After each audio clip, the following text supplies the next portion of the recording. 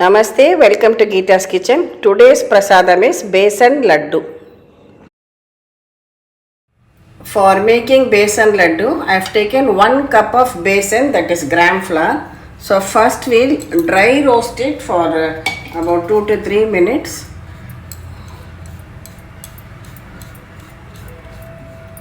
Now reduce the flame and add of ghee to it and continue roasting very well on a low flame.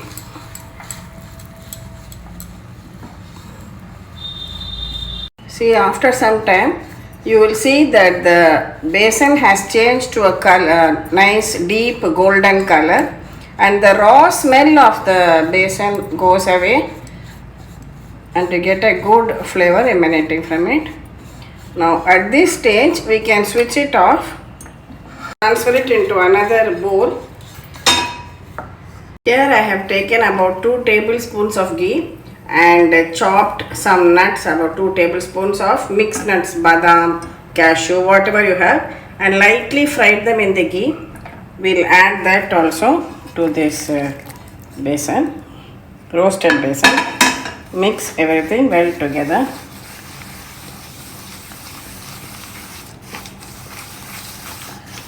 Now allow this to cool down a little bit.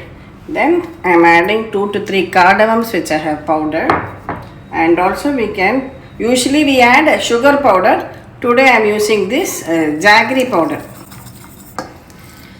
I have taken half a cup of jaggery powder.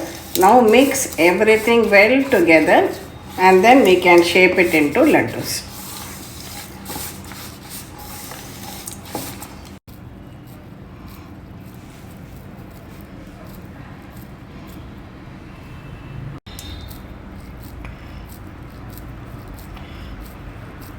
Our besan laddus are now ready for serving as naivedyam to Ganesha.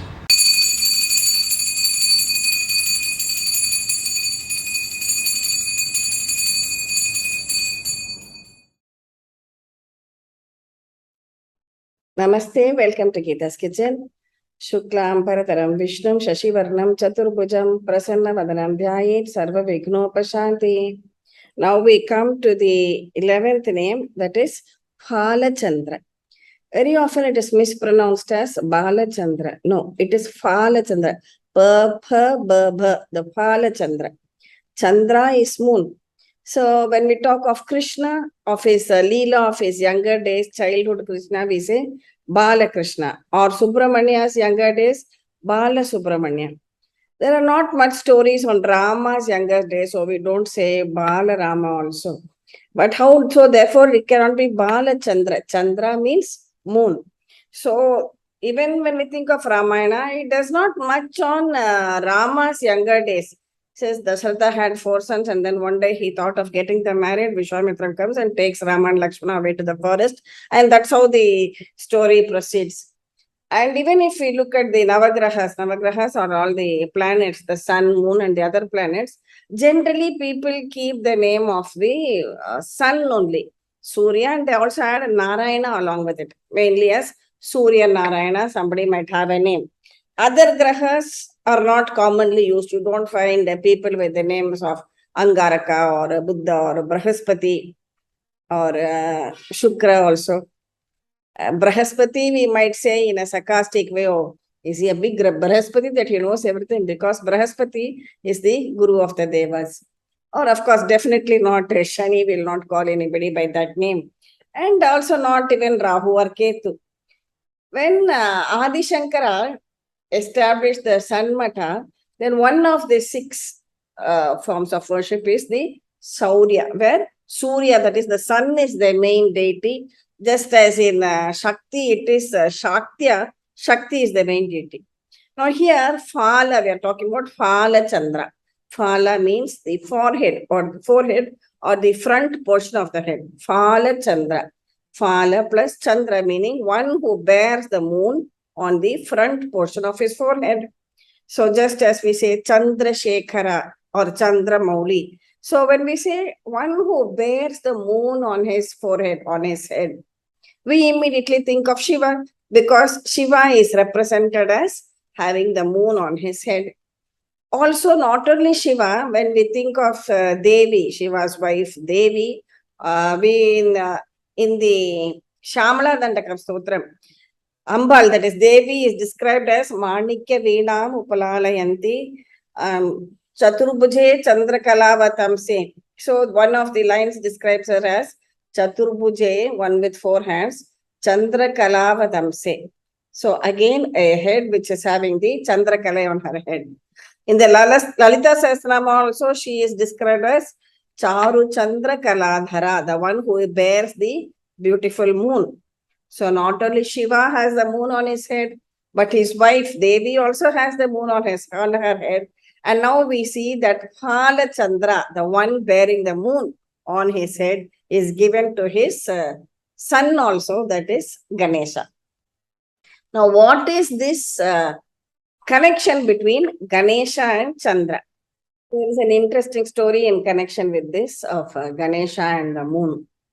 It is said that once Ganesha was traveling on his Mushika, that is mouse Vahana, and something happened and the mouse tumbled and the Ganesha, short and stout Ganesha, fell off. And the moon, which was looking at this, he laughed at him. Now, the moon was also very proud of its beauty, and he thought that he's the most handsome person. And he laughed scornfully at Ganesha. And then Ganesha got very angry. He said, you're laughing at me and you're so proud of your beauty. Now I'll bring an end to your arrogance and pride.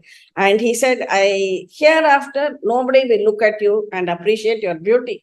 And if anybody looks at you, they will be subject to some misery or maybe some unnecessary blame will come on them. So then people got afraid. They said, no, we are not going to look at the moon because Ganesha has cursed him like that. And if we look at the moon, we will be subject to misery or somebody will blame us unnecessarily for something which we did not do. So then the moon felt very ashamed of its action and nobody was looking at him also. Then he went and it is said that he went and hid himself in the ocean. Now, the moonlight the rising, waxing and waning of the moon is also connected with the Earth's gravitational pull, scientifically too. And also with the rains and the wind, it has an effect on it. And it is said in Ayurveda that all the medicinal and herbal plants also derive their potency from the moonlight. So the beings in the world, on the earth, were deprived of all this. And there was, of course, darkness because the moon had hid himself. And then all the devas and rishis went to the moon and told him, see, the world need not suffer because of what you did. And secondly, you need not be in hiding also so long. So we advise you, please go to Ganesha, say sorry, and ask him for forgiveness, and then you can come back to your place in the moon. You can get back to your place in the sky and continue to be shining as before. So by now, the moon had also understood his mistake and started repenting for it. And then he decided, okay, let me go to Ganesha and ask him for forgiveness. So the moon promptly, that is Chandra, comes over to Ganesha and asks him to forgive him for his rude and haughty behavior. Ganesha is a god which is so full of compassion. So once he came and asked him for forgiveness, Ganesha immediately relents and says that, okay, now no harm will come to anybody who looks at the moon. So you can get back your place and continue shining as before. But on Ganesh Chaturthi alone, people should not see the moon. Just to remind, this is not for anything else, to remind everyone that we should not become haughty or proud of our beauty and laugh at others in case they are not so good looking or for any other quality which we may have. We should not have that arrogance and pride. Just to remind ourselves of that, he said that. But then, with his compassion, he gives one more clause. He said, but if on Vinayaka Chaturthi day, somebody reads the Shamantakamani episode, then even this will not affect the person. So that is how compassionate our Vigneshwara is. And even on Shankathara Chaturthi day, it is said that after praying to Ganesha, a prayer is offered to the moon also. So that is how Ganesha, in all his compassion, how does he treat somebody who has done wrong, who deserves punishment? But when he comes to him for forgiveness, not only does he forgive him, he literally gives him a raise or keeps him on his head. To quote it very in a colloquial way, keeping somebody on your head means giving them a lot of importance, and that's how Chandra, Phalachandra. Ganesha got the name Phalachandra, where the Chandra or the moon is on his forehead. So, Dhumaketu, Ganadhyaksha, Phalachandra Gajanana. So, the next name is Gajanana, Anana face. Gajanana, elephant face. Elephant has got many attributes, very special, because we admire it for its great physical strength and also mental strength. As I told you earlier, elephants are supposed to have an extraordinary memory. In your younger days, you might have heard of the story of the elephant and the tailor. So that kind of memory is what the elephant has. And the physical strength, it can carry huge logs, which people are finding it difficult to lift. And in earlier days, elephants were used in wars also. But in spite of its great physical strength, the elephant eats only vegetarian food. And another thing, an elephant is said to have great value even when it is dead, because the elephant's tusks are of very, very high value. So in South Indian temples, we see it lifting its trunk as if, it is paying its respects to God. You can see this in Trichy, Sringeri, Madurai, and other temples. So, and also on people who come to the temple, the elephant blesses you by keep its trunk on your forehead, on your head. Mahakaya, huge sharir, huge body, Mahabalam, a lot of strength. And have you seen an elephant's walk? We talk of it as the gait of an elephant. When you see a king walking, then you have a particular stance and a particular gait. It is called as Gajakati, the way a king walks, very majestic walk of a king. And if it's a queen, we describe it as Gajagamini, her very majestic walk of a king or queen. It is said in the Ramayana that the ministers expressed to Dasaratha, when they wanted Rama to be coronated as the king, they expressed to Dasaratha their wish to see Rama ride atop an elephant and taken in procession with a white umbrella held over him. Even today, when we do the Vinayaka Chaturthi Puja, we always keep an umbrella also for the elephant. And when you see these elephants in the temples, beautifully decorated, their forehead is also beautifully decorated, either with a nama or with vibhuti and lot of other, decorations. It looks a very grand spectacle. What is special about the elephant's forehead? The elephant's forehead is said to be the Lakshmi Vasam. That is where Ma Lakshmi resides. Ma Lakshmi is said to reside in this, that is the forehead of an elephant, the inner portion of a lotus, the reverse side of a vilva leaf, vilpatra, and the partition of sumangalis. That is why we keep this kunkumam over here. And also the back side of a cow. Elephants, and some people even take the from the elephant's tail, the portion or the hair of the elephant's tail, they make a ring and they wear that too. This is said to protect them from all evil. In the Kanchi Mat, they have the practice of prayer to two animals. One is the Go Puja and the other is the Gaja Puja. Go Puja refers to a prayer to Go Mata, that is the cow, which takes place in the early morning. Gaja Puja takes place in the evenings. So during this Go Puja and Gaja Puja, we offer fruits and we pray to the cow.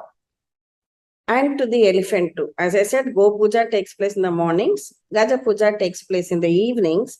And what is special about the Gaja Puja? They offer fruits to the elephant, and then the elephant also is taken along. And in front of Acharya's Padukas, the daily accounts are read, whatever the accounts, the income and expenditure, and then people bow down and do namaskaram. The elephant also raises its trunk and trumpets as if he is saluting the Lord. So in Go Puja, we pray to Go Mata, the cow. Speciality of Gaja Puja, not only we pray to the Gaja, that is the elephant also offers prayers to the deity. That is the speciality. Also offers prayer to God. You must have also heard of the story of Gajendra Moksha, where an elephant was caught, whose leg was caught by a crocodile, and then he prays out loud to Mahavishnu, saying, Adi Mulame, please come and save me. And then Vishnu himself comes flying down very swiftly on his Garuda and gives moksha and saves this Gajendra. He is Modaka Hasta. That's why we offer cooked Modakam for him, especially the steamed Modakam, which we prepared so many varieties in the beginning.